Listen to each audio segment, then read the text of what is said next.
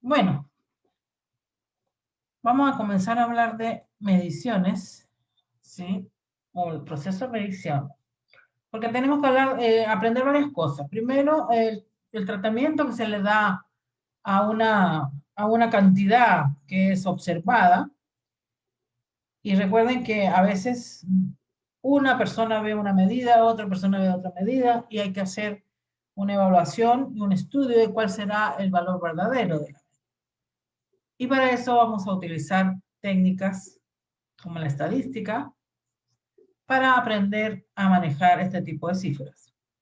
Entonces, vamos a hablar primero qué es medir. Bueno, tanto en física como en muchas ciencias, ustedes saben, nos proporcionan un entendimiento del mundo material a través o mediante desarrollo de teorías, las cuales la mayoría de los casos surgen de observaciones experimentales. Entonces, medir es comparar. Pero ¿cómo comparamos? ¿Qué vamos a comparar? Bueno, siempre cuando se mide se respeta una unidad de patrón, que es lo que se hizo en el año 1800 tal, o 70. Entonces se habló de un patrón para medir el metro, para medir ciertas cantidades en el cual representaran ese patrón, iba a representar la unidad, como el kilogramo. ¿Sí? La unidad y todo lo que pareciese parecido a él se comparaba y se sabía cuántas unidades cabía eso sobre el patrón original. A la unidad del patrón además asignar la unidad de medida. Si tenemos kilogramos, tenemos metros, tenemos muchas unidades donde tenemos un patrón universal en el cual comparamos. Por eso medimos. ¿Sí? ¿Qué podemos comparar? Bueno, tenemos la medida de la longitud, tenemos el kilogramo, tenemos la temperatura, por ejemplo. Y eso ya hablamos ya de las medidas primarias y secundarias. La medida de patrón o el patrón es arbitrario. ¿Sí? Eso se estableció como un patrón universal dependiendo. ¿Por qué? Porque es un patrón universal para que se pueda reproducir en cualquier lado del mundo, cualquiera lo pueda tener y sea accesible a todos. ¿Sí? Y que con el tiempo no sufra alteraciones. Por ejemplo, la medida de patrón de 1 kilogramo, el primero que se hizo está en París, en la oficina de medida, y está resguardado, hecho de un material que no se vaya a descomponer con el tiempo, porque recuerden que el tiempo y los metales siempre van tratando de otra vez tomar su verdadera composición química y se van oxidando, etc. Entonces, tomando las unidades o el sistema internacional de unidades, que es el que está aquí, sistema internacional, tenemos el kilogramo, el metro, el segundo, el amperio, el Kelvin, el mol y la candela, ¿cómo se llama este? Luminosa. Entonces son unidades y medidas que vamos a comparar. Pero, ¿qué tenemos que medir? ¿Cómo lo vamos a hacer? Porque una cosa es saber que vamos a comparar un patrón y vamos a saber con este patrón de 1 metro, bueno, que mi escritorio, aquí que tengo acá, mide 0,8 metros, es decir, 80 centímetros. Que la palma de mi mano, entre dedo y dedo, entre los dos dedos, el anular y el más pequeño, hay 10 centímetros, generalmente en todas las medidas de las manos. Que mi pulgar tiene 2,54 centímetros. Esas son medidas, vamos a compararnos. Pero el problema ahora, lo que hay que plantear hoy día es cómo vamos a medir. ¿Sí? Porque no es medir, llegar y medir. Hay diferentes maneras y hay que saber cómo se tratan esos datos. Entonces, si tengo aquí esta regla, pues, ustedes conocen una regla, de niños conocen una regla, y tenemos, por ejemplo, la de arriba son centímetros, pero tienen unidades de 10, 20, 30, 40. Deben ser milímetros, ¿no es cierto? Porque no son centímetros. Abajo tenemos otros patrones, otras unidades. Entonces, la acción de medir consiste en asignar valores numéricos en base a una cierta unidad de medida utilizando algún instrumento. Bueno, aquí tenemos una regla que es el instrumento más común y corriente para medir. Hoy en día hasta con el celular puedes medir. Baja una aplicación y el celular te pone un punto y después arrastras hasta el otro punto donde quieres medir y te da la medida. Esta es la tecnología. Pero antiguamente, y de que empezó todo esto, pues lo más fácil era medir con una regla. ¿Sí? Entonces, cuando se mide, se asigna una cifra o un dígito o un número real, como usted quiera llamar, o una constante, ya 5, 6, ¿sí? Un módulo en el fondo, ¿sí? Entonces, las cifras son llamadas significativas y contribuyen a la resolución de la medición. Entonces, hoy vamos a hablar de las famosas cifras significativas, que es tan importante a la hora de medir. A ver, ¿qué son las cifras significativas? Yo sé que muchos ya saben, pero es bueno recordarlo. El número en contexto de medición se trata de diferentes según el contexto matemático. Ustedes saben. La altura de una persona, por ejemplo, 1,75 m, 1,75. No es lo mismo que decir 1,7500 metros, ¿sí? El contexto de medición matemáticamente pues son iguales, 1,75 a 1,7500 matemáticamente es lo mismo. Pero vamos a medir, como dice ahí, el escritorio que yo le dije. Vamos a medir con una wincha de medir y observamos lo siguiente. Como observamos aquí, que debemos haber puesto hasta el derecho, hasta el revés, bueno. Aquí está 100. Ok, 100. En este caso, es el largo de una tabla que mide 1 metro.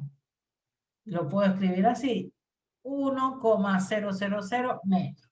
Ya tengo que buscar mi láser aquí. Voy a poner el láser mejor, para que se pueda observar mejor. Este por acá.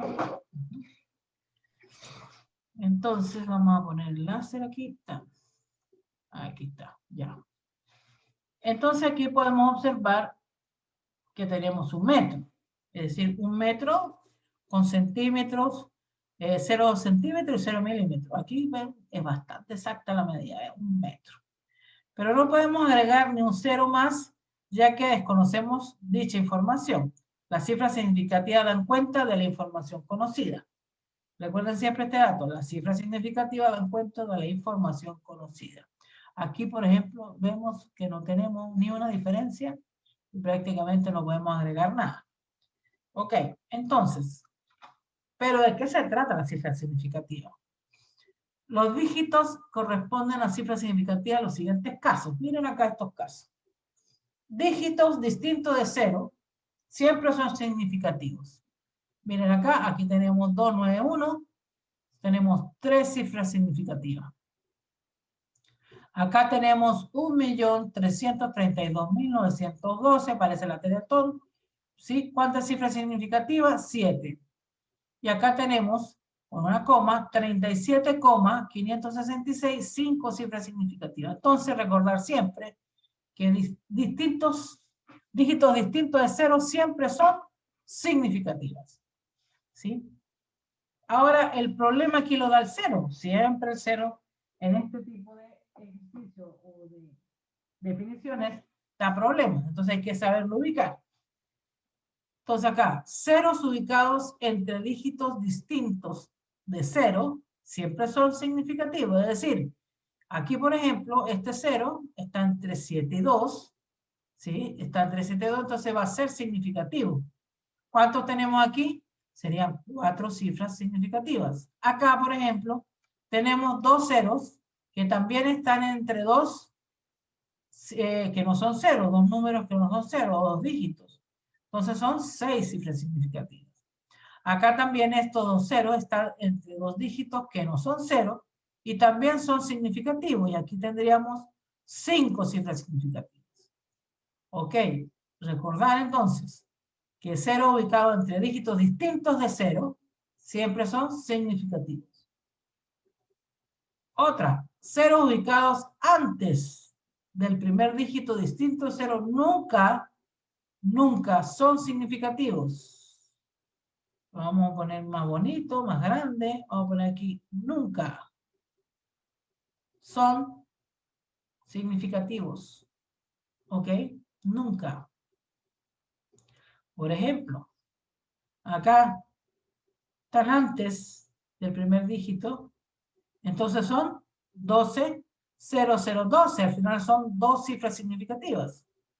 Y acá 3 está acá, y tengo 3 ceros por delante, pero como están delante, o en la parte anterior, o antes del primer dígito, pues solamente son 3 cifras significativas. Y acá también. Entonces recordar que los ceros ubicados en el primer dígito, ¿sí? Antes del primer dígito, nunca son significativos. Es como decir, eres un cero a la izquierda. Eso lo he escuchado yo por ahí, hasta en las películas. Bueno, no significa nada.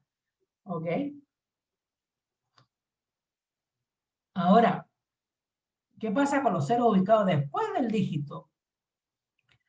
¿Sí? Los ceros ubicados después del último dígito distinto de cero solo son significativos si el último cero está después de la coma. Voy a volver aquí a ponerlo como no, borrador, no, quiero destacador. Ajá, ahí. Cero ubicado después del último, ¿sí? Del último dígito, después del último dígito distinto de cero, solo son significativos si el último cero está después de la coma.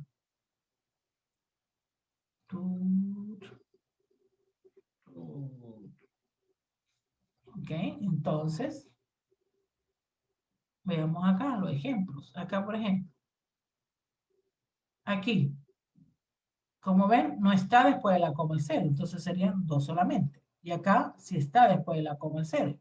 Y aquí hay 2 ceros, y aquí también, entonces son 1, 2, 3, 4, 5 cifras significativas. Y acá, después de la coma están los ceros, ¿sí? Pero estos no valen porque estos son a la izquierda, después, antes del primer dígito, estos están después de la coma, ¿sí? Y después del último dígito, entonces sí son significativos. Aquí hay 4 cifras significativas. ¿Ok? Por favor, no olviden esto, porque a la hora, a veces, hasta uno se lo olvida, pero hay que estar siempre recordándolo para esta asignatura. Es importante manejar esto. Sigo por acá. ¿Están copiando? ¿O así nomás seguimos? ¿El PPT de la clase o va a subir la clase entera? Sí, voy a subir la clase y el PPT, las dos cosas. Lo Ah, que ya. pasa es que este PPT no creo que lo termine hoy porque lo terminaremos el jueves.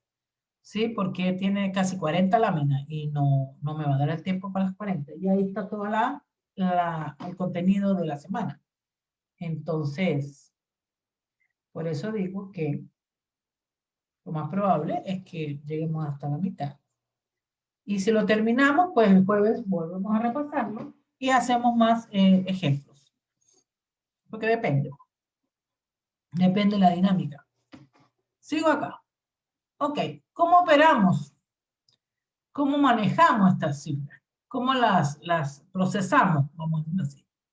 Entonces, existen reglas para realizar operaciones con cifras significativas. Para no perder la información entregada por el número de cifras significativas. Entonces, ¿qué hay que tener? También recordar, las reglas operatorias son, para definir las cifras significativas se redondea. Entonces, acá, cuando los números se suman o se restan, vamos a destacar esto, cuando los números se suman o se restan, la cantidad de cifras decimales en el resultado debe ser igual al número más pequeño de cifras decimales, entre todos los términos que se suman y restan. ¿Sí? Por ejemplo, acá, miremos aquí. Si observan, tenemos en este primer ejemplo 57,32. Este tiene 2 decimales. ¿Sí? Después de la coma 2. Aquí después de la coma tenemos 1, 2, 3, 4. Acá después de la coma tenemos 1, 0, 7, 1, 2, 3. ¿Sí? Pero debemos ponerlo con la menor. ¿Cuál es la menor? Pues 2. Cuando sumamos nos da esto. Entonces, al sumar, sabemos que debemos disminuir la 2 y redondeamos. Si tenemos 7 a 2, 7, pues los acercamos a 3. 27 o lo acercamos a 30, como quieren. Lo redondeamos en el fondo. Esto lo redondeamos a 3. Entonces sería 65,23. Acá también. Acá, por ejemplo, vemos que aquí no tiene decimales. Acá tiene 2. Entonces, ¿qué tenemos que hacer? Bueno, ponerlo sin decimales. Y aquí al redondear, ¿sí? Tenemos un 0, pues no lo aproximamos, lo dejaron en 132.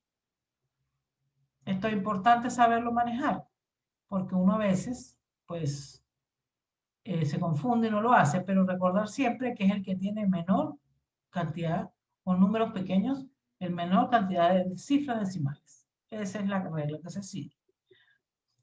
Ahora, ¿qué pasa cuando se multiplica o se divide? La cantidad de cifras significativas en el resultado debe ser igual al número más pequeño de cifras significativas entre los términos de la multiplicación o división.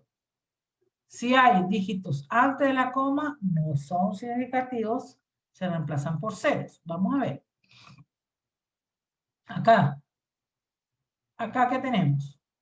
Tenemos la multiplicación de 1,1200, 1,200, 1 es decir, 1200, aquí lo toman como el número del dígito, por 4,03.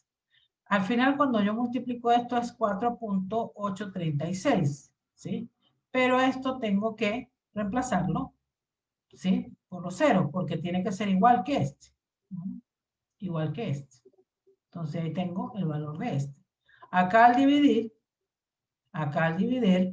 pues tengo que es 302 entre 70, ¿sí? Entre 70, y recuerden que acá ¿cuántas cifras tengo? Tengo una sola, la menor es una, entonces tenemos que dejarlo en una sola. Todas esas cosas tienen que tomarlas en cuenta al hacerlos. Recuerden que en la prueba van a salir cosas que se suman, que se multiplican, el área, un triángulo, etc. Eso tienen que saberlo manejar. Lo más importante es ver siempre cuál es la menor cifra significativa, cuál es la que vale menos. ¿Ok? Sigo por acá. Entonces, vamos a ver algo, dice aquí. Se expresa, por ejemplo, 1,5 por 10 a la 3 gramos si hubiese dos cifras significativas en el valor observado, ¿no es cierto? Y si tenemos 1,50 por 10 elevado a la 3, si se hubiesen tres cifras significativas. Y 1,500 por 10 elevado a la 3 si hubiesen cuatro cifras significativas. Aquí depende del contexto, si me conviene aquí, si me conviene acá o me conviene acá. Sí, eso es lo bueno de esto, es decir, que puedo, según el contexto, lo que tenga. Voy a borrar un poquito esto porque después me queda manchadito. El otro te lo quito. Sí, la misma regla se sostiene para números menores a 1. ¿Qué pasa con números menores a 1? Ya va, que voy a sacar el puntero. Con números menores a 1, como el 2,3 por 10 a la menos 4, estos son números menores a 1. Tiene dos cifras significativas, por lo tanto podría escribirse así, ¿no es cierto? Claro, se podría escribir como el 4, tengo aquí 1, 2, 3, 4, como 0,00230. Y también puedo escribirlo como 2,30 por 10 a la menos 4, que tiene tres cifras significativas, que también la podría escribir como esto. Es decir, depende del contexto. Siempre hay que estar pendiente de lo que, si yo necesito sumar algo, pues me conviene ponerlo a la cifra significativa que más me convenga. Ok, entonces recordar aquí esto es importante. Cuando calcula un resultado a partir de varios números medidos, donde cada uno tiene cierta precisión, debe dar el resultado en número correcto de cifras significativas.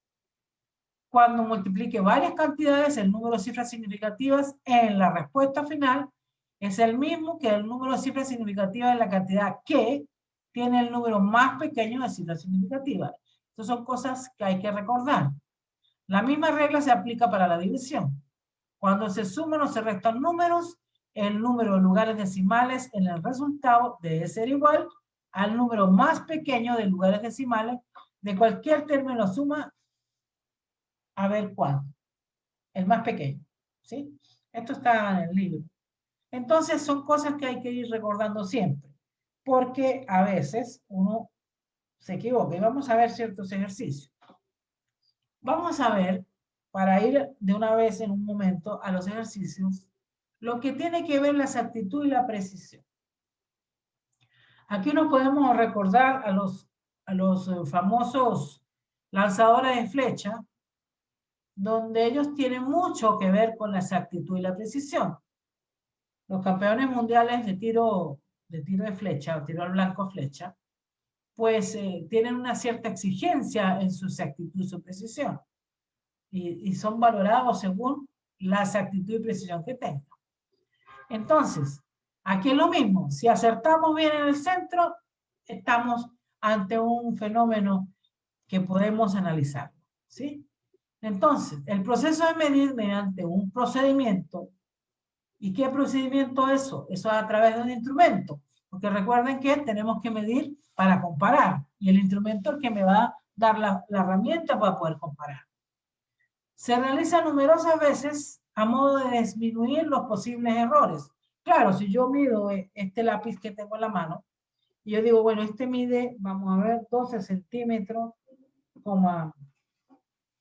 mide, a ver, este mide, más o menos, mide como 14,3 la primera vez que lo vi, y después digo, a ver, voy a volverlo a medir.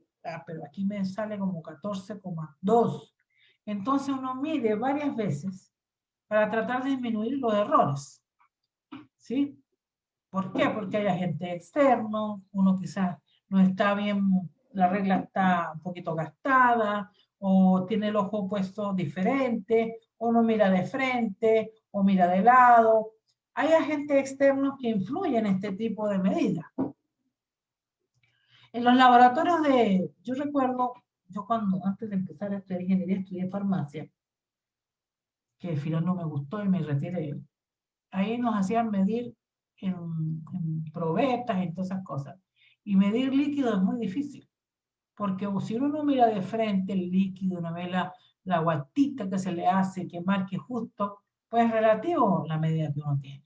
Entonces hay muchos agentes externos que tienen que ver o influyen en esa medición. ¿Sí? Entonces, no todas las medidas van a entregar siempre el resultado que uno espera, que sería lo ideal, pero siempre hay una que, bueno, a ver, mide tú, no, a mí me mide 14,3, mide tú, mide 14, el otro ya mide 14,5, entonces todo tiene que ver con agente externo. Entonces, al tener todo esto en consideración, hay que ver los conceptos de exactitud y precisión. A ver, definición. Precisión indica que tan dispersos o cercanos se encuentran los valores obtenidos entre sí.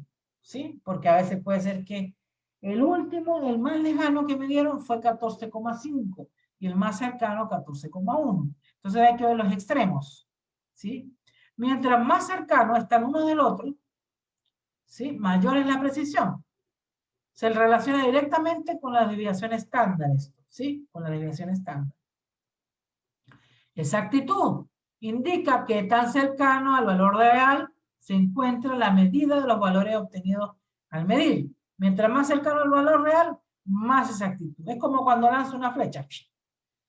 Yo no soy muy buena para eso, mi papá sí. Mi papá fue francotirador en el ejército. Y tiene una precisión y una exactitud para lanzar un tiro impresionante. De hecho, jugó un tiempo en tiro al blanco con flecha. Entonces, mientras más cercano lanzas tú una flecha, que más en el centro, cerca del valor o del lugar donde quieres, más exacto eres. ¿Sí?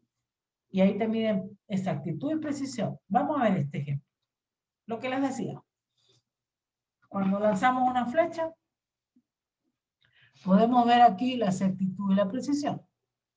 Si el centro es el blanco, este que está aquí, representa el valor real, este que está acá, de la magnitud, este es el valor real de la magnitud, que se desea medir y los puntos azules de distintas mediciones realizadas, se tienen entonces los siguientes ejemplos. Por ejemplo, aquí, este es el mismo que está acá, ¿no? Método exacto y preciso. Entonces, si lo vamos a un gráfico, quiere decir que mi posición va a estar siempre en el centro y vamos a tener una probabilidad, para decirlo así, de que siempre vamos a tener un valor similar cada vez que lancemos. Acá, como pueden ver, somos exactos porque estamos muy cerca del valor verdadero y más precisos porque la diferencia de uno con otro es bastante mínima. ¿Sí? Este es el de acá. Por eso les decía, recuerden siempre a un lanzador de flechas. ¿Mm? Que estos son los que ganan la Olimpiada. Los que lanzan así no ganan la Olimpiada. Entonces, por ejemplo aquí, inexacto y preciso. ¿Por qué? Porque están cerca uno del otro. Son precisos, pero son inexactos porque aquí está el centro. Acá también pasa lo mismo. Están lejos del centro, pero están muy cercanos unos del otro. Entonces, precisión sin exactitud. ¿Qué pasa con la campana? La campana de Gauss se llama esto. Pues la posición se va siempre para un solo lado. Siempre va a ser hacia este lado. Acá, cuando tenemos aquí método exacto e impreciso, claro, es muy exacto, ¿sí? Pero impreciso porque están bien alejadas unas con otras, pero estoy cerca del centro. Entonces, la campana de Gauss siempre va a estar en el centro, en su posición central. Y acá, método inexacto e impreciso. Bueno, este que está acá, que se podría representar acá, bueno, muy impreciso, ven, todo alejado y el centro muy poquita asertividad. Entonces podemos ponerlo en un gráfico así, ni exactitud ni precisión. Entonces eso tiene que ver con la medida también. ¿Cuán exactos somos? ¿Cuán precisos somos? Porque esto me va a dar una campana Gauss más pequeña y más exacta. Si podemos decir que gracias a esto podemos tener un valor mucho más cercano al real. Recuerden que el valor real está aquí en el centro. Entonces esto me va a permitir a mí acercarme más a la verdad o a lo que realmente es. Pero a veces se nos van por acá, se nos van por acá o se nos van por acá. Por eso en la ciencia es muy importante cuando hacemos un análisis, un experimento, ser exactos y precisos. Porque si estamos buscando una variable o estamos buscando un resultado o estamos buscando una investigación, ¿sí? Tenemos que llegar a lo más cercano al valor real. Es lo más importante que podemos hacer. Por eso es importante medir bien, tener buenos instrumentos, ser exacto, calibrar los instrumentos. Todo eso tiene que ver con el potencial que puede tener una investigación científica. Imagínense que estén haciendo un estudio y te quieran medir, por ejemplo, el azúcar en tu sangre. No, miren, me voy a ir a medir el azúcar en mi sangre. Bueno, y te hagan una medición mala y te digan, mire, ¿sabe que usted tiene el azúcar súper alta? O sea, al revés, tú tengas el azúcar alta, los niveles de glucosa en tu sangre alta y te salga un examen malo y te digan, no, tranquilo, no te pasa nada. Bueno, ahí es donde uno tiene que pensar que los instrumentos que ellos usan para llegar a un valor real tienen que ser buenos instrumentos. Saber medir los niveles de glucosa, hacer bien el análisis de la sangre, todo eso tiene que ver y son cosas importantes, que a veces digamos, pero las mediciones, agarrar y medir, no, las mediciones están en todo tipo de ciencia, todo tipo de ciencia. Y es muy importante hacerla lo más preciso y exacto para llegar al valor real. Sigo por acá. Entonces, ¿qué pasa cuando medimos? Cuando medimos, o cuando se mide, o cuando estamos en el proceso de medición, se realizan numerosas veces de modo de disminuir los posibles errores en la medida, pero igual los errores aparecen. Y entonces la ciencia, para subsanar este problema, asumió los errores y entonces empezó a analizar los datos a través de los errores para poder disminuir o saber cómo manejar esto. Por eso se hace este análisis, porque hay errores sistemáticos, aleatorios, que aparecen, que van a aparecer. Entonces, por eso te digo, se aprende a manejar los errores, cómo se manejan, porque son ad hoc, siempre están ahí, son para eso, porque siempre van a haber errores. Entonces la ciencia asumió eso, asumió, hizo un análisis, una teoría completa de análisis de errores, para poder saber que, ok, vamos a ser exactos, más precisos, más exactos, pero vamos a asumir que también hay errores. Y puede ser más arriba o más abajo. ¿Por qué? Al medir no podemos ser precisos. ¿Mm? Entonces, vamos a ver qué significa cada uno de estos. Error sistemático. Corresponde a un error que afecta a todas las medidas. ¿Sí? No se disminuye realizando numerosas mediciones. Típicamente se puede corregir. Ejemplo, medir la luz que emite una vela, estando las cortinas entreabiertas. Medir el largo en centímetros de un objeto con una regla utilizando equivocadamente el lado pulgadas. Un instrumento mal calibrado, lo que yo les decía que cuando calibran mal los instrumentos, sí. Claro, si tú tienes un instrumento mal calibrado, pues siempre te va a arrojar un error. Por ejemplo, en las balanzas en los laboratorios químicos, las balanzas, hay diferentes tipos de balanzas. Hay unas electrónicas, otras de pesitas. Bueno, cuando uno es estudiante de ese tipo de carreras, te pasan la balanza más primitiva que puedan tener, que tenga todas las cosas para calibrarla. ¿Por qué?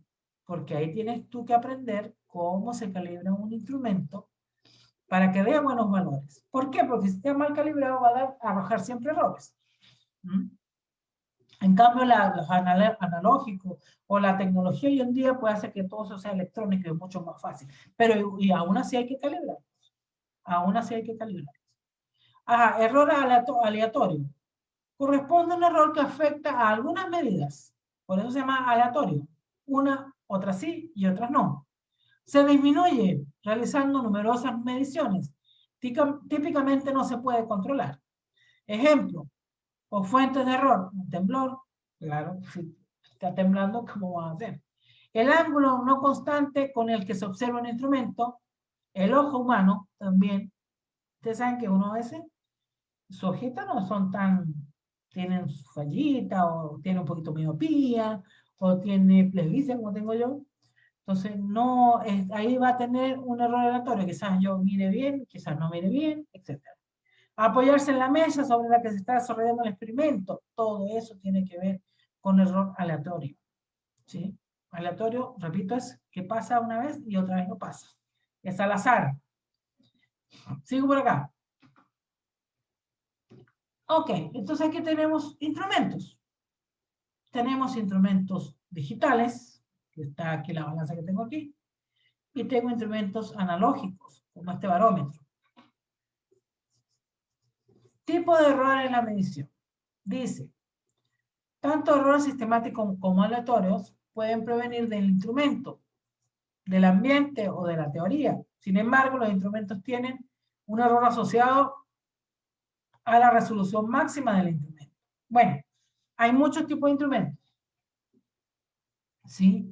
¿Por qué? Porque el ser humano pues, está acostumbrado a medir todo. Medimos la temperatura, medimos el peso, medimos la corriente, medimos las distancias, medimos la presión, medimos el caudal. Caudal es la velocidad que corre un metro cúbico de agua por tantos segundos, etc. Todo eso lo medimos. Entonces hay un error que se llama error instrumental informando información de una medida. Un error intrínseco en un instrumento corresponde a la mitad de la mínima escala presentada en este. Es decir, vamos a irnos más para acá mejor. ¿Por qué? Porque aquí tengo el instrumento digital. Este es un instrumento digital. ¿Qué dice aquí? Que tiene una medida de 0,001. Es el mínimo que él va a dar, lo más chiquitito que puede medir. ¿Sí? Entonces, si estos son kilogramos, serían gramos, miligramos, en el fondo, 1 miligramo. ¿Sí? Porque aquí tendríamos 1000 y otro más, miligramos. Entonces, por acá, ¿qué dice acá? Bueno, este instrumento, debo dar una acotación. Por lo general, los instrumentos electrónicos digitales, en un costado, por aquí, no sé si se logra ver ahí, dice cuál es el error. ¿Sí? Los de buena marca, los chinos no dicen nada. Pero si tú compras un instrumento bien japonés, de buena marca, por lo general te va a poner aquí una marca del error o debajo del instrumento va a venir. Si son sobre todo para laboratorio. Porque si es para pesar el mercado ahí en un mini market, bueno, no importa. pero en un laboratorio sí tienes que tener la precisión. Entonces los instrumentos o tienen aquí su error o lo tienen debajo.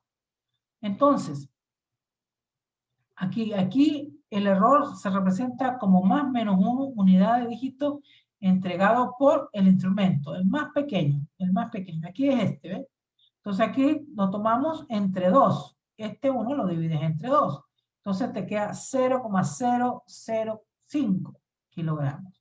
Y en el fondo es lo menor que te va a dar, ¿sí? Porque aquí lo más chiquito que tú puedes medir es 0,001, ¿sí? Bueno, ese 1 lo dividen entre 2, que va a ser la mitad, como dice aquí, la mitad de la mínima que representa. Entonces aquí tenemos 2 kilos, 10.803 gramos, no, esto es miligramos, no sé qué más menos 0,005. Es decir, por arriba le sumas esto y por abajo le restas. ¿Sí? Ahí está el error. Como te digo, las balanzas electrónicas laboratorios tienen el error. Las chinas no lo traen. Y si es una china que te costó 2.000 pesos, menos lo va a traer. Entonces, por eso hay que saber qué instrumento uno compra. Y depende de lo que vaya a medir. Acá este de acá. Este es un barómetro que mide presión. Y recuerden que la presión atmosférica está en milímetros de mercurio. ¿Sí? Milímetros de mercurio. Entonces, en este que está aquí, como pueden ver, ¿qué medida es la más pequeña que yo puedo dar? La tomo acá, ¿ves? Ese es 1. Este de acá es 1. Entonces, este 1 lo tenemos que dividir entre 2. Sería 0,5. Entonces, aquí si miren, 7, 6, 68. 1, 2, 3, 4, 5, 6, 7, 8. ¿Sí? 8, 68 y más o menos, 5, porque tú aquí me dais, bueno, 5. 768,5. Bueno, y el error es más o menos 0,5 milímetros de mercurio. ¿Sí? Por eso te digo, si hay que mirar bien el instrumento. Hoy en día, pues también hay electrónicos de esto. Pero, ¿qué pasa con los electrónicos? Si hay una subida de presión muy fuerte, se echan a perder. Entonces, los analógicos, que son estos, son los que más duran. En las empresas usan eso. Uno va a una empresa y hay siempre eso. Porque los digitales, cualquier subida de presión, se echan a perder. Se pierde la sensibilidad y hay que estar graduándolo, es un problema. ¿Ok? Bueno, aquí tenemos el error del instrumento. Instrumento analógico, el máximo error asociado a su instrumento se indica un medio de la edición más pequeña graduada del instrumento mismo. ¿Ok? Este uno y este otro. Vamos para acá. Sigo para acá. Vamos a ver este ejemplo. Ya tenemos definido lo que es el patrón, ¿no es cierto? Aquí vamos a hablar de centímetros. El paso siguiente es construir un instrumento como una regla, medirla. Supongamos que una regla comercial, esta de aquí, cualquiera, esa que tenemos en el colegio, la que usamos cuando estábamos en bachillerato, en enseñanza media. Comenzamos a medir el largo de una tarjeta bancaria, que todo el mundo la conoce, o una tarjeta VIP, como quiera. Por tanto, la misma regla como la misma tarjeta, la vamos a medir 10 veces. 10 estudiantes van a ver cuánto mide eso. Entonces, si yo tomo aquí mi lectura, que aquí debemos haber puesto una regla más bonita, el primero dijo que medía 8.56 centímetros para él. El segundo dijo que medía 8.53 y etc. Aquí todos midieron y a uno les dio igual, este le dio igual que el de acá, este le dio igual que el de acá, depende. Entonces, todos hicieron diferentes medidas, hicimos 10 medidas de esta simple y silvestre tarjeta de banco o tarjeta BIC, como quieran. Todas las tarjetas de banco las conocen también. Esta es una máster. Entonces, ¿qué hacemos con esto? ¿Cómo tratamos estos valores? ¿Qué hacemos? A ver. Bueno, tenemos que ver que se producen errores. Se producen dos tipos de errores. La manipulación del instrumento, es decir, cuando lo ponemos a medir, quizás no lo ponemos bien, quizás la regla no tiene, porque hay unas reglas, no sé si han visto, que el cero lo tienen en la puntita y otro lo tienen una rayita más acá. Eso depende mucho de cómo vayamos a medir. La estimación es una cifra más de la que el instrumento posee. Es decir, vamos a ver cómo vamos a medir. Entonces, ¿qué hacemos con todos estos datos? Bueno, le hacemos un proceso o un análisis donde tomamos que represente la medida. Entonces vamos a tomar todas las medidas, ¿sí? 856, 857, 851, 853, etcétera, todas. Yo lo he puesto todas aquí, pero todo lo pasa. La sumatoria de todas estas sumadas. ¿Cuánto suma? ¿Y cuántas veces medimos? Los n. Entonces eso lo dividimos y me quedó en 8,531 centímetros. Y como hicimos tres cifras significativas, bueno, tres cifras significativas. Entonces, más o menos, 8,53. Aquí tenemos 8, la mitad es 5, 53 por acá. Ok. Pero tenemos que asumir esto, los errores. No podemos lanzar así a primera. Tenemos que asumir los errores y tratarlos. ¿Cómo se tratan y se asumen los errores? Denme un minuto.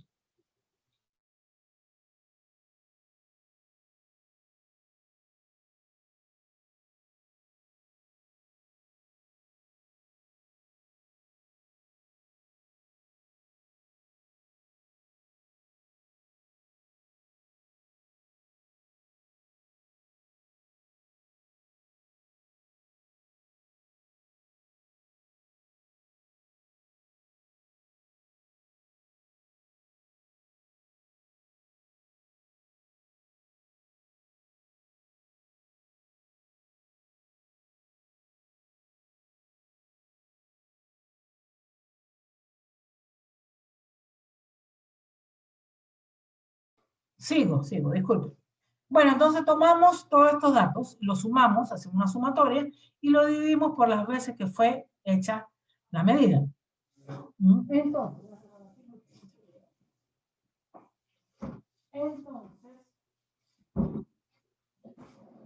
¿cuál es el paso siguiente? El paso siguiente es este. Entonces, en base a los dos errores cuantificables presentados, ciertamente en la información buscamos además entregar un valor representativo de la cantidad real medida.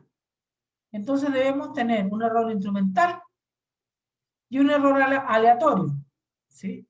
Pero por lo general vamos a poner el error instrumental y sabemos que el error aleatorio podría ser.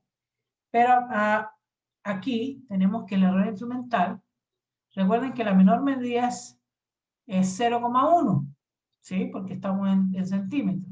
Entre 2 daría 0,05. Entonces, finalmente, el resultado de nuestro proceso de medición va a ser igual a la L, 8,53 con las tres cifras significativas, más o menos 0,05 centímetros.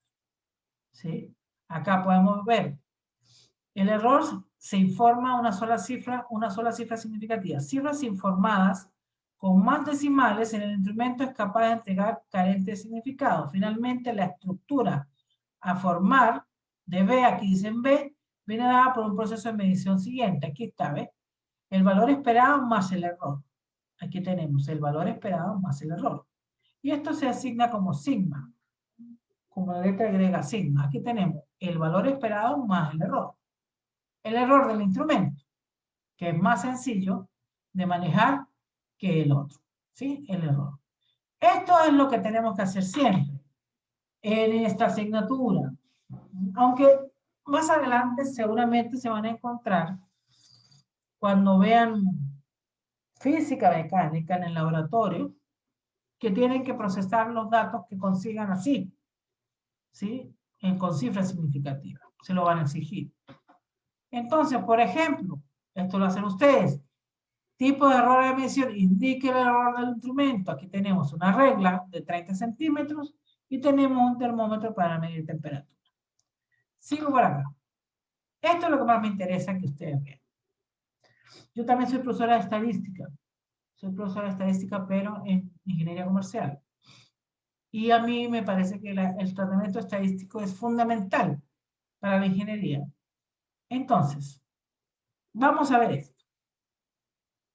Como ven en la foto, pareciese que fuesen, disculpen la analogía, unos balazos, ¿no?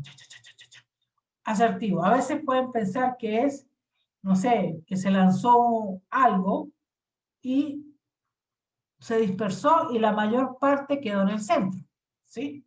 Entonces, a la hora de entregar una información respecto a una magnitud, teniendo en cuenta numerosas mediciones, algunas de las cantidades que se informan son las medias, la varianza y la desviación estándar, que son un análisis de centrales, ¿sí? ¿Qué quiere decir la media? La media es justamente el valor central, el que está ahí. La varianza y la desviación, ahora vamos a ver para qué se utiliza en este caso. Estas cantidades contribuyen a entregar una única información que condense el gran número de mediciones y confiabilidad de estas. Por ejemplo, aquí, como pueden ver, aquí hay un eje central aquí, donde tenemos, mira, aquí hay uno alejado, aquí hay otro alejado, aquí hay otro más cercano, ¿sí? Pero todo se centra en esto. Esto es lo que tenemos que medir nosotros para saber cuál es la media y cuánto se aleja o no se aleja. Entonces, estas cantidades en este tipo de datos son importantísimas.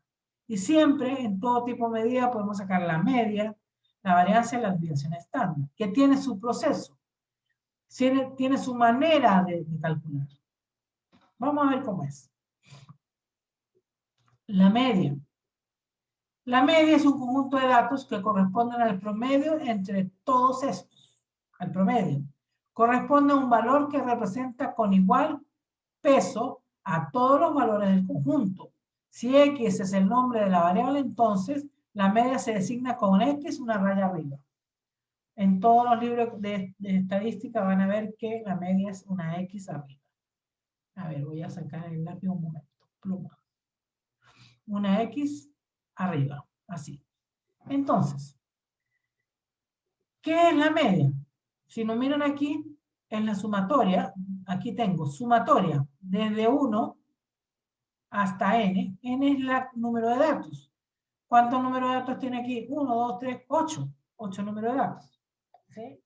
Entonces, si ustedes suman esto, todo esto, tiene que darle, yo no lo sumé porque esto me lo dio un profe, pero lo voy a sumar yo. 1.75 más 1.62 más 1.80 más 1.55 más 1.72 más 1.76 más 1.66 más 1.70 da 13,56. Anota ahí. 13,56. Entonces, eso debemos dividirlo. Voy a anotarlo aquí. Esta suma, la sumatoria, da 13,56. ¿Sí? 13,56. Al dividirlo por 8 serían 13,56. Al dividirlo por 8 me va a quedar como 1.695. ¿Sí? Pero tenemos ¿cuántas cifras significativas? 3, ¿no? 1, 2, 3. Entonces tendríamos que hacerlo 1.70. Ay, ya va. Ahí está, 1.70. ¿Sí? Porque lo aproximamos, miren. 9,5, pues 695 es 70. Entonces dice, H es el nombre de la variable altura, la media y su valor denotado por H media. H media va a ser igual a 1.70. Sumamos aquí, sacamos la sumatoria, dividimos entre 8 y lo ponemos y lo aproximamos o lo redondeamos hacia 1.70. Esa es la manera de sacar la media, ¿sí? Siempre respetando la cifra significativa y la cantidad de datos. Copien ahí porque eso no lo voy a poner en la diapositiva.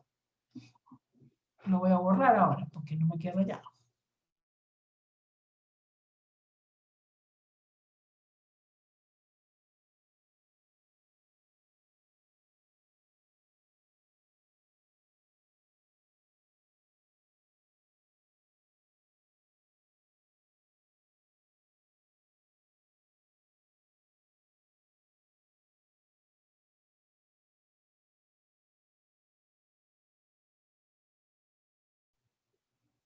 Sigo. Entonces, después viene el otro dato. Para calcular, ay, me tardó mucho, no puse nada. A ver, cómo lo hago. Para calcular la desviación estándar y la varianza.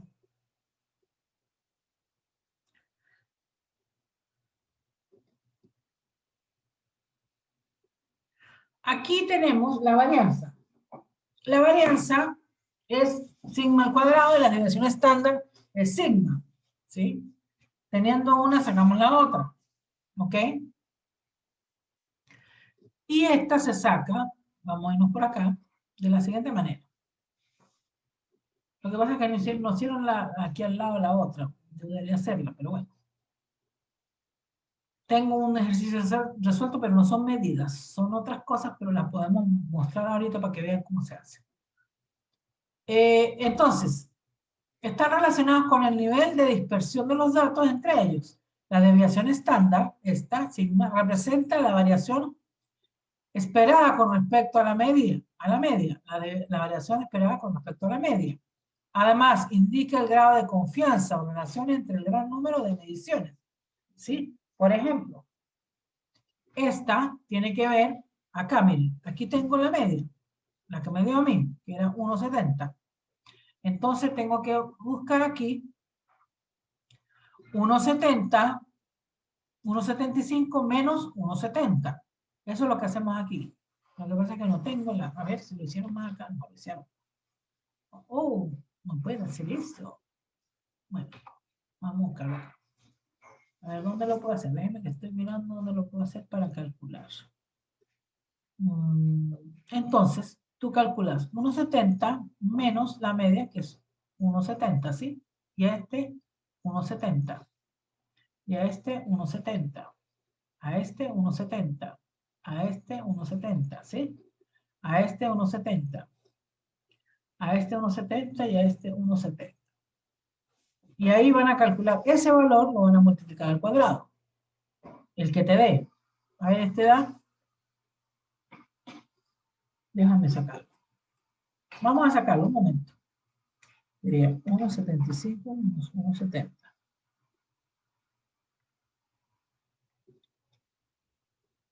Ese está elevado al cuadrado. Ajá.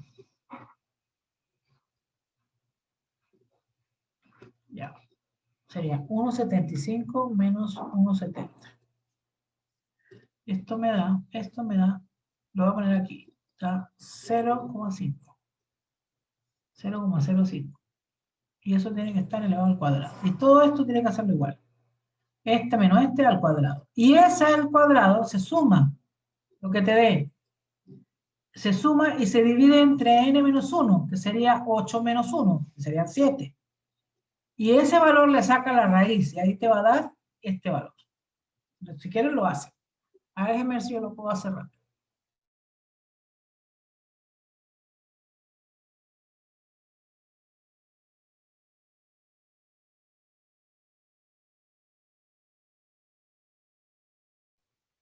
Deme 5 minutos y se lo hago.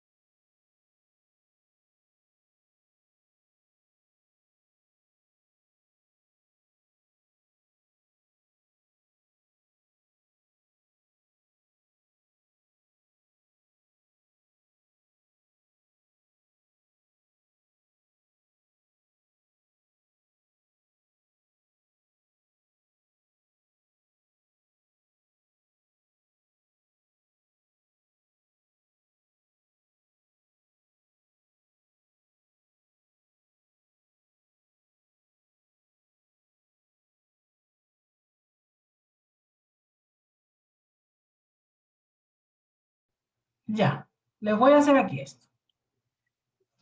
Aquí.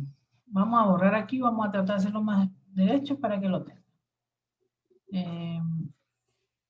Voy a borrar aquí y voy a agregar aquí una cosa. Un momentito para hacerlo.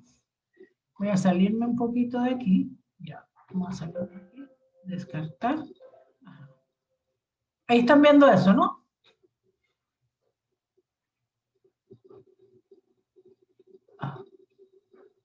Ah, que me están llegando correos. Ahorita no quiero. Ya. Voy a poner aquí una... Vamos a hacer una cosa. Vamos a tomar aquí. Vamos a correr esto para acá. Y voy a ponerle más chiquitito y voy a poner una pizarrita aquí. ¿Ok? Para que puedan ver qué es lo que estoy haciendo. Una pizarrita. Entonces aquí la voy a poner. Y voy a poner lo que estoy haciendo. Y lo voy a poner color blanco. Ajá, ya listo.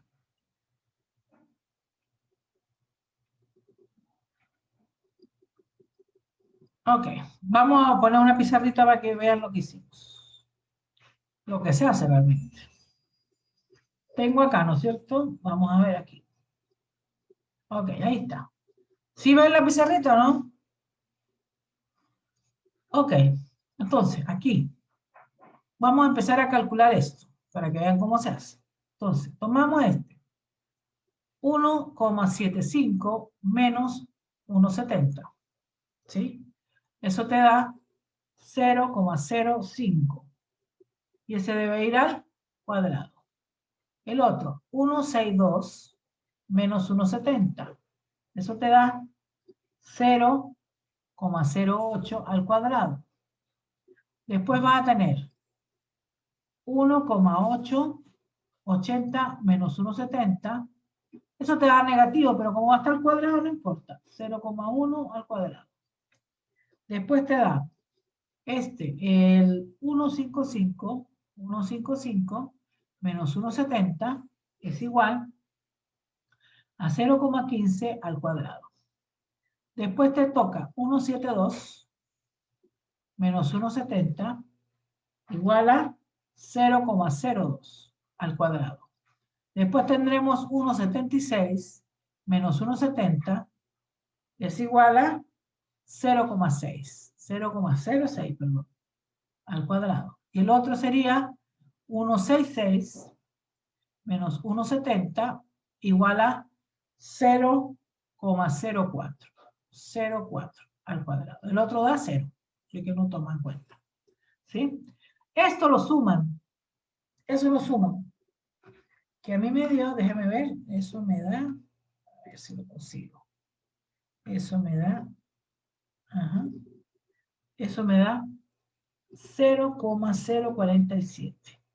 Ese 0,047 lo tengo que poner aquí, que sería esta es igual a 0,047 dividido, porque ya está al cuadrado, entre n menos 1, que sería 7, dividido entre 7, dividido entre 7. Y eso, sacarle la raíz cuadrada. Entonces me da que sigma es igual a 0,0819. ¿Sí? Entonces aquí lo aproximaron a 0,80, 0,8. ¿Sí? Así se saca esto. Y el cuadrado de este, bueno, si hay que elevarlo al cuadrado, pues sería 0,0067, que es el cuadrado de este. ¿Ok? Así se saca la desviación estándar. Entonces, el valor que se informa, teniendo en cuenta el gran número de datos, entonces corresponde a H más sigma. Sería 1,70 más 0,08 metros. Así se saca. Así es lo que deben hacer en los exámenes y en los datos que les dan cuando van a procesar unas cantidades, una medida.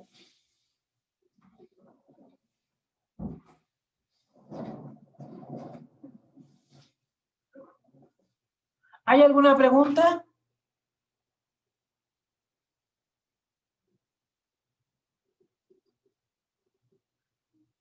Bueno, creo que está todo claro entonces. Sigo por acá.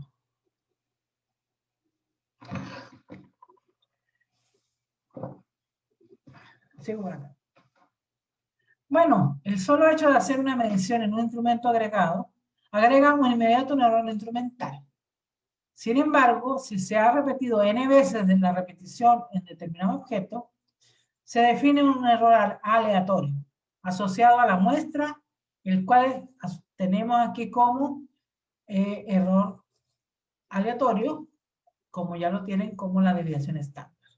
Siendo X el valor promedio del conjunto de mediciones y X sub I la enésima medición en el tamaño de la muestra, nota, dividimos n-1 el elemento de la muestra, ¿sí?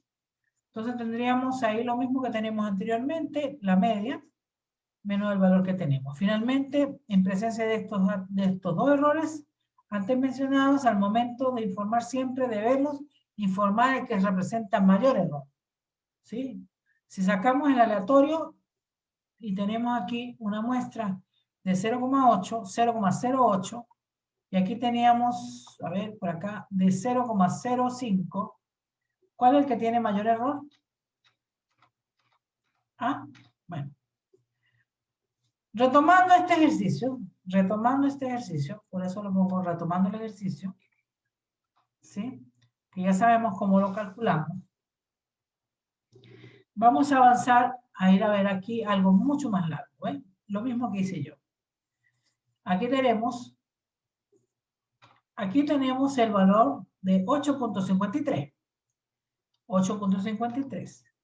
Entonces, ese valor de 8.53 que va a representar mi L, este L, que tengo aquí 8.53, aquí lo demuestran, va a ser este que está acá menos mi L.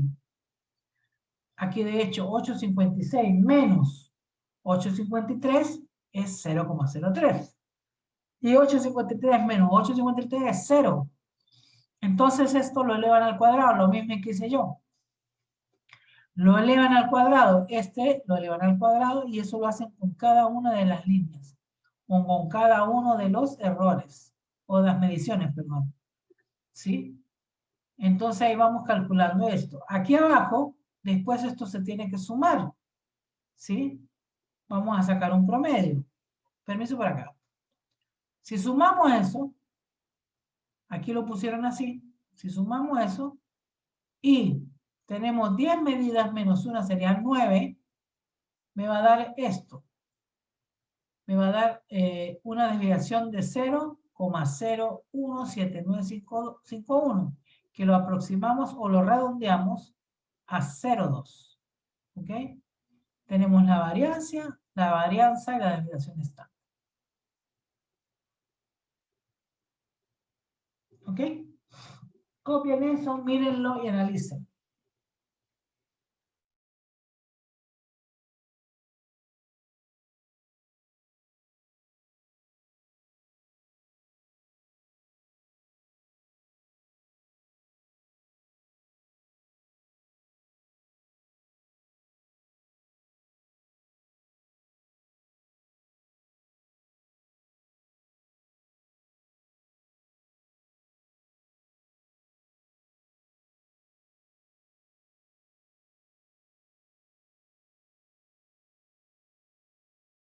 Le voy a leer la última parte que dice, técnicamente existe una diferencia en el denominador n.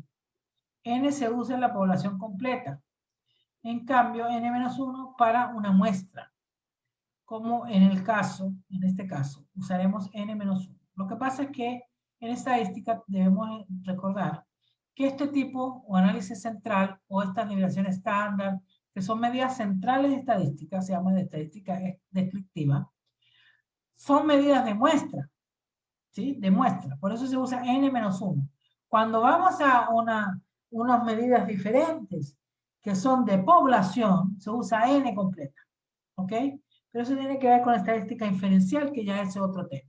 Aquí vamos a usar solo muestras, n menos 1.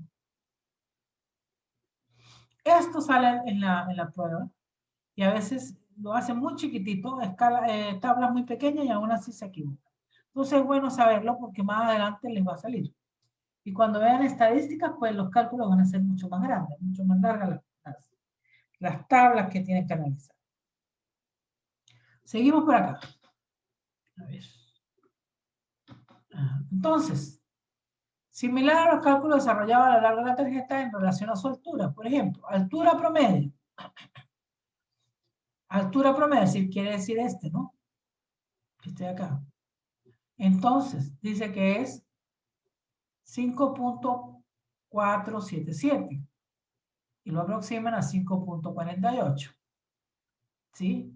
El error aleatorio que calcularon aquí es 0.02 y el error instrumental, porque es una regla, es 0.5. ¿Usamos el mismo instrumento? Claro, usamos el mismo instrumento, la regla.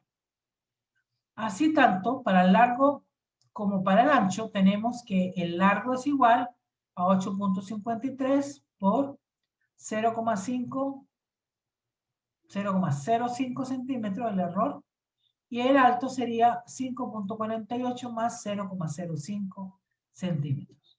Entonces me están preguntando, ¿cuál es el área de la tarjeta? ¿Cómo se propagará el error cuando manipulemos las medidas obtenidas anteriormente? Es importante saber calcular esto. Es importante saber calcular esto. Pero déjenme ver en qué número de diapositiva doy. 23. Todavía me falta bastante. Entonces, les voy a mostrar, porque voy a dejar hasta aquí las diapositivas de esta parte. Porque hay un sismo.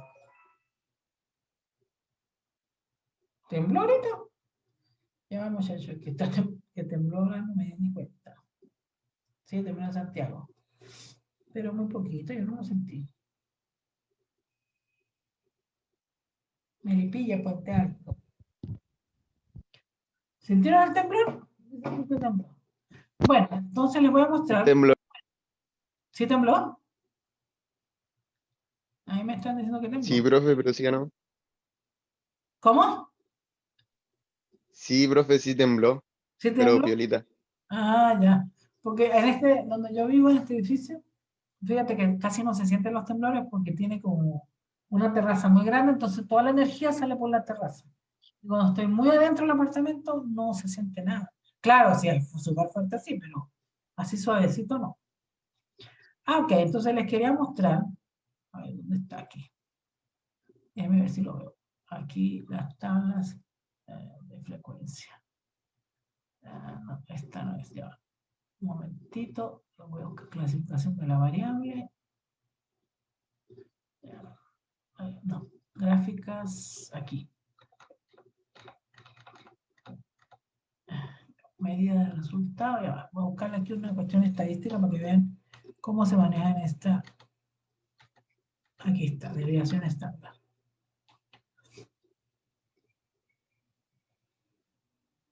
Ok. Voy a mostrarles aquí.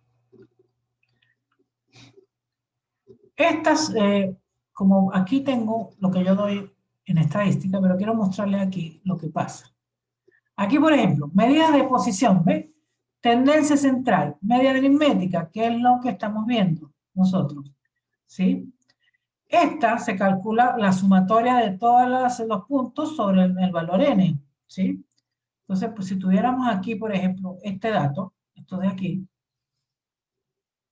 claro, esto no son medidas, pero como podemos hacer el mismo tratamiento, en el cual tenemos varias propiedades que tenemos que recordar en la medida, la aritmética o la media, que cuando tenemos, hay una propiedad que dice que tenemos una media que va a mantener siempre un valor máximo y un valor mínimo, ¿sí?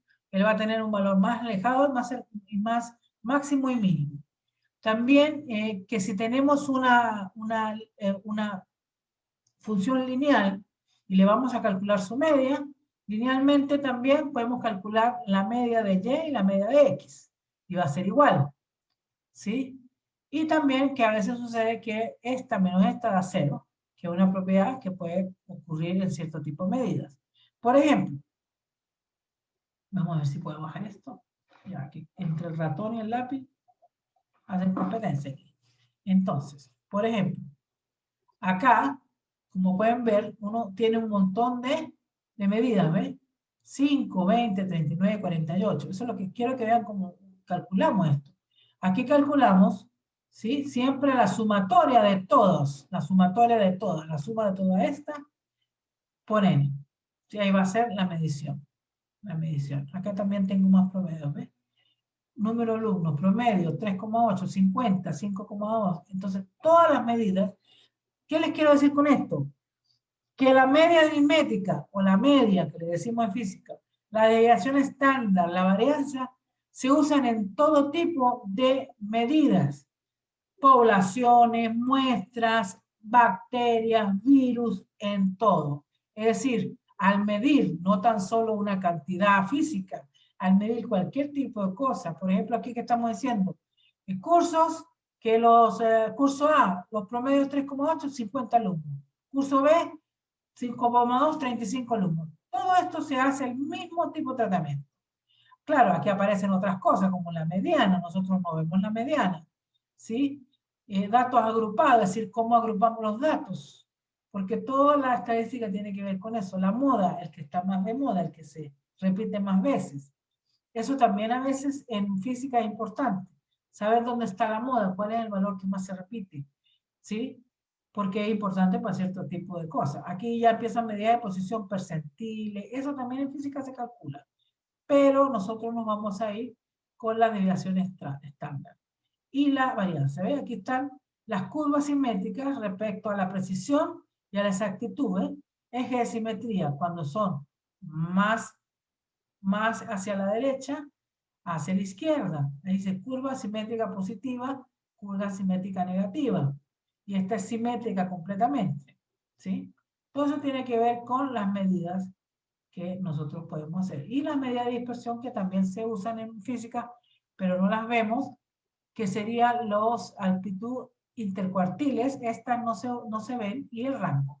Pero si vemos la varianza, que esta, que es la que estábamos viendo la varianza, y también se ve el coeficiente de variación, pero en este curso no. La varianza, que es muy importante, porque me indica pues los valores que tienen la diferencia que hay entre el valor verdadero y el valor medido. El valor de la media y el valor medido. Que es la misma ecuación. ¿Ves? Aquí se usa esta que está aquí, n-1 para S. Cuando es S es muestra. Y cuando es mayúscula o variación así con esto, es población. Lo que pasa es que en física la asumimos así como muestra. Ok. Y aquí hay talleres que también lo podemos desarrollar para que vean la medida de ciertas cosas que vamos a... Pero eso es lo que les quería mostrar.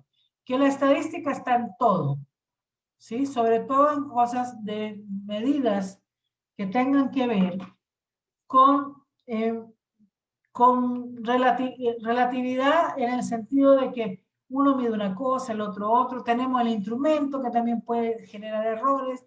Tenemos que calibrar el instrumento, si se calibra bien. Tenemos el ambiente que también tiene que ver con el desarrollo de una medida o la toma de una medida, porque no es lo mismo, por ejemplo, ahora que tembló.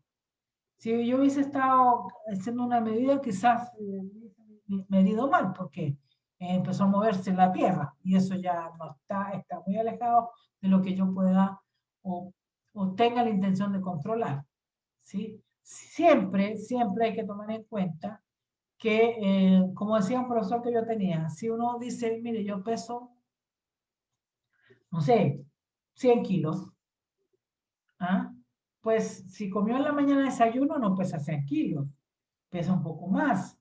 Y si fue y trotó y corrió y botó bastante transpiración, sudó, como dice, tampoco va a pesar 100 kilos porque ya botó agua. Entonces, nunca las medidas son exactas. hay que tratar de acercarse a la realidad. Tratar de ver cuál es la realidad. Ah, mire, sí, él pesa 100 kilos, pero el error puede ser más o menos 500 gramos. Porque como en la mañana desayunó y después se fue a correr, quizás sacó y puso, le dio alimento al cuerpo, después lo quemó, quizás no pese 100, pese 100 más o menos 500 gramos. Entonces esas son cosas que pueden resultar. Claro, en el lenguaje cotidiano, nosotros no nos expresamos así. Nosotros somos tajantes. Tanto. Mire, 1 kilo de papa. Pero lo que realmente sería verdadero sería decir 1 kilo de papa más o menos 1 gramo o más o menos 20 gramos. Depende de la balanza que use el vendedor o el casero, como le dicen aquí. En la feria, pues esas medidas son muy relativas. Te puede decir, mire, le voy a pesar medio kilo de plátano y resulta que medio kilo más o menos 100 gramos, porque le ponen, le sacan, le ponen, depende. Entonces es relativo. En nuestro lenguaje cotidiano no usamos eso, pero en el lenguaje científico y en las medidas de un laboratorio sí se usa ese tipo de lenguaje, porque es importante saber en qué nos manejamos, en qué es de importante movernos. Hay un error físico, ya.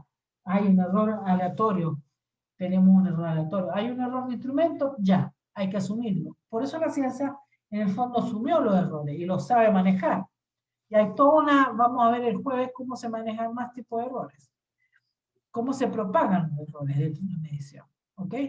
Bueno, lo vamos a dejar hasta aquí. El jueves comenzamos a las 8:30